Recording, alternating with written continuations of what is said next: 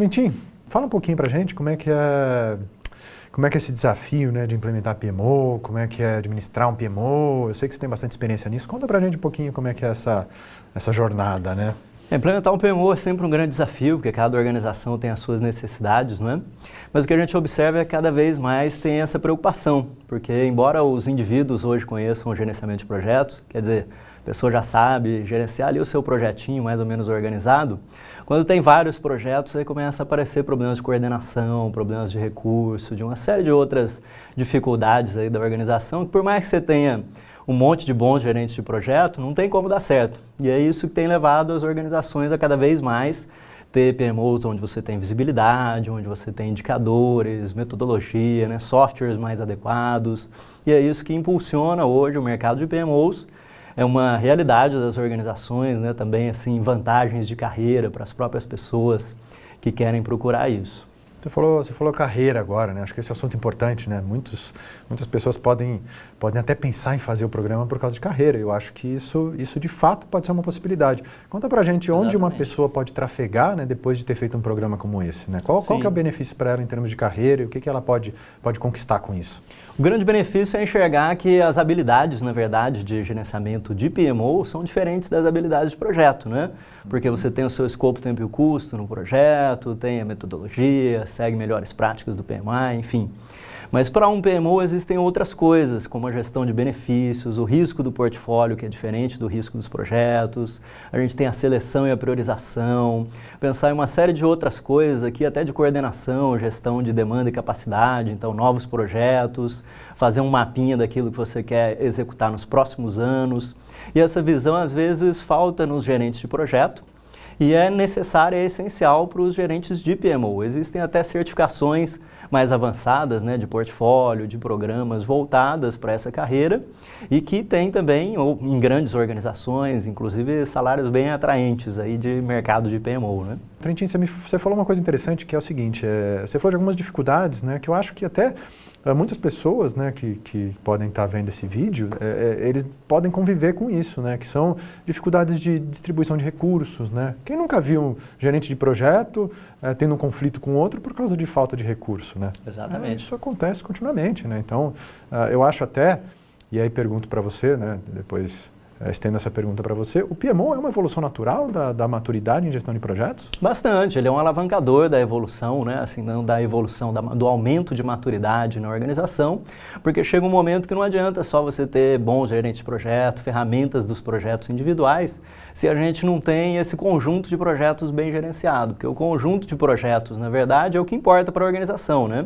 Se você tiver um projeto só dando certo e tiver 90 dando errado, aí a gente tem um problema. Então, não são só as habilidades de gerenciamento de projetos, mas conseguir organizar isso em programas, em portfólios, o alinhamento estratégico, as ferramentas adequadas, às vezes um software EPM, né, um software para você fazer a gestão de tudo e não só de um projeto, vão sendo coisas que elevam o nível de maturidade da organização, com certeza. Legal, isso vai e resolve uma série de problemas, né, que organizações que atuam só no operacional acabam sofrendo demais. Uma pergunta, né? Você, como certificado PFMP, né, um dos poucos no Brasil, vai lecionar aqui no nosso programa a matéria de gestão de portfólio. Como é que você vê essa matéria e como é que você já até falou um pouco disso, mas como é que você acha que isso pode agregar valor na vida de um profissional hoje que é um gerente de projeto e que possa até continuar como gestor de projeto? Como é que você acha que o conhecimento em gestão de portfólio pode melhorar a vida dele como profissional? Isso habilita o profissional a ele poder entender de onde vêm os seus projetos, né? O alinhamento estratégico, a seleção e a priorização. O que eu vejo como uma grande vantagem de gestão de portfólio nas organizações é que, primeiro, agora você sabe para onde você está indo, que você tem objetivo estratégico. Segundo, que você consegue mensurar isso através dos benefícios, que é uma coisa que também, às vezes, nos projetos individuais fica um pouco de lado, não é tão bem feito assim. E o que isso habilita é que o gerente de projetos vai conseguir gerenciar projetos maiores também, porque os projetos maiores, naturalmente eles estão em níveis mais elevados da estratégia da organização. Então, se você for fazer uma aquisição, se você for fazer um mega projeto da organização, já não é mais só aquela restrição tripla aí que você tem.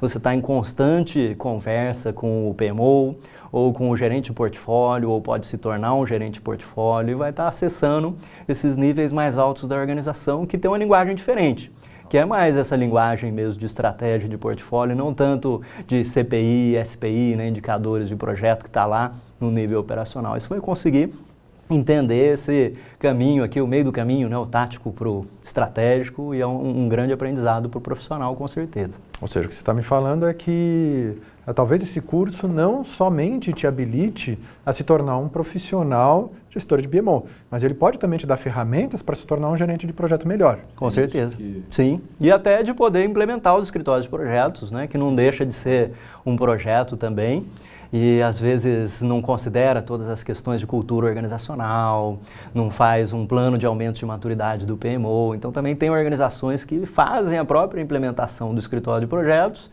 e depois não colhem os benefícios, não tem um PMO que suporta e que apoia e que alavanca a estratégia da organização, né?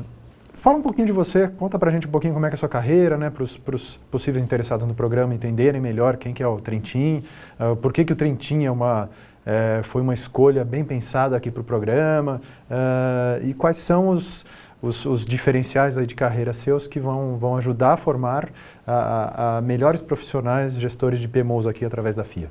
Bom, primeiro é claro que é um prazer estar nesse programa de PMO Lab da FIA, primeiro porque a FIA é uma instituição de referência e segundo que é um programa inovador nesse formato aí de uma duração menor e de um laboratório, de ter pessoas mais sêniores.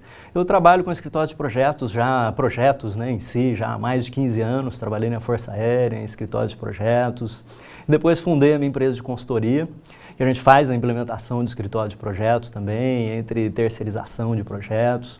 E eu sempre tive e tenho essa preocupação de conseguir encontrar ferramentas, metodologia, teoria, que possam me ajudar a resolver esses problemas da prática. Porque cada vez que você vai numa organização diferente, a história muda um pouco. As ferramentas são as mesmas, mas tem algumas modificações ali de situações particulares da empresa, de questões culturais, enfim, que exigem essa experiência. E essa experiência é o que os professores todos têm a agregar aqui muito, porque são todos meio pesquisadores e também profissionais, então são pessoas que já dão aula, que já fizeram seus mestrados, aí, doutorados, então também pegaram essa bagagem acadêmica para poder somar e acima de tudo que testaram, e eu testei bastante essas coisas, aí tem implementações que deram muito errado, né? Algumas não deram certo, algumas em andamento, outras que tiveram sucesso e que permite essa troca de experiência que vai ocorrer com certeza aí no PMO Lab muito rica e produtiva. Você falou uma coisa interessante, né? Esse mix técnico, né? Esse mix da teoria e da prática, né? Eu acho que isso é uma coisa muito rica, né? Que até eu coloco aí para os interessados, né, para as pessoas que estão interessadas no programa, isso é legal misturar, né? Porque Sim. Você tem que buscar a teoria, né, para você conhecer o que se passa por trás daquilo, e você tem que buscar a prática, porque a experiência é o quê? Experimentar, né? Então, Exatamente. Se você experimenta, você acaba conhecendo mais e mais e sabendo melhor como reagir a cada situação. Então, e é isso que nós, né, que a FIA buscou nos professores, né? Ter tanto a teoria como a prática. Porque é o estudo das boas práticas e a implementação, a prática das boas práticas. Então, é exatamente isso que você falou da sua experiência, né? Você foi estudar, você praticou, você voltou para o livro, pensou um pouquinho mais, praticou novamente e está aqui para passar para os alunos, né? Como é que isso deve ser feito, né? Quais são as dicas, né? Então, a gente ouve falar muito no PMBOK, lições aprendidas. Uhum. Então, na verdade, o que eles vão ter aqui, mais do que qualquer outra coisa, é uma bagagem grande de lições aprendidas, né? Um kit de lições aprendidas. E apoiado nas melhores práticas. Apoiado nas melhores práticas e que os professores estão trazendo para eles, entregando para os alunos e falando, olha, aqui são os erros que eu cometi, né? Que é o que você falou, uma coisa muito interessante. Então, eu cometi erros, né? Teve implementações de PMO que foram desastrosas, né? Acontece, faz parte, né?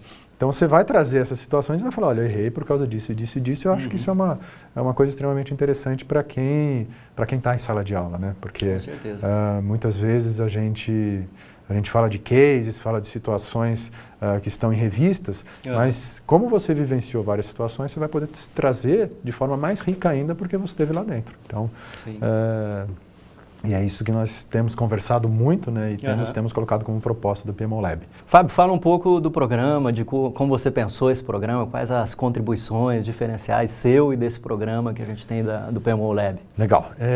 O PMO Lab é um programa muito bem pensado, estamos aí há mais ou menos um ano pensando nesse programa, então tivemos várias discussões, né, discutimos bastante sobre qual seria a melhor forma, até porque um PMO, ele acaba abrangendo várias áreas de conhecimento, né? Não tem como a gente falar que o PMO é simplesmente gerir portfólio, gerir projetos, gerir programas. Não, porque você vai gerir partes interessadas, você vai gerir gestão de mudança, o serviço de apoio, e treinamento e uma série de outras coisas. Exatamente, até serviços de RH, né? Serviços de um RH avançado, você tem que fazer recrutamento e seleção às vezes, treinamento, gestão de conhecimento. Então você tem várias disciplinas aí que envolvem o bom funcionamento de um PMO. É lógico que isso vai depender um pouco de qual que é a proposta do PMO. Exato.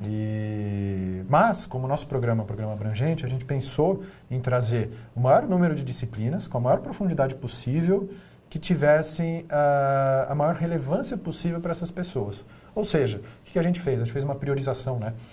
Programa inovador, com certeza.